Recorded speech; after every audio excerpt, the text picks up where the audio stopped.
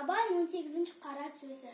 Абайдың адам баласына жыртықсыз, кірсіз, сыпайы киініп, һәм ол киімін бұлғап, бұлжыратып кимей, таза кимек тұрысыз.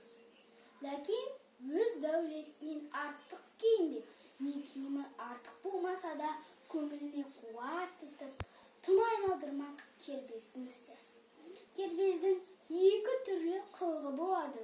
Бірі бет пішінін, мұртын, мүшесін, жүрісін, қас қабағын қолдан түзетіп, шынтағын көтеріп, қолын тарақтап әуре болмақ.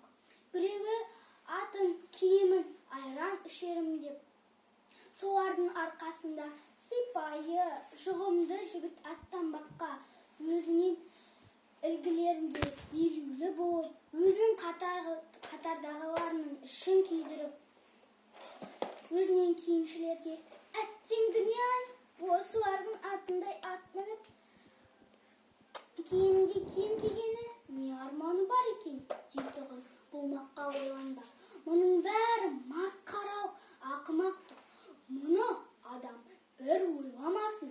Егерде бір ойласа, қайта адам болмағы қиын іс.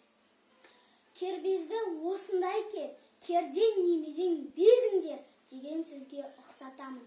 Тегінде адам баласынан ақыл, ғылым, ар, мінез деген нәрселерімен озбақ.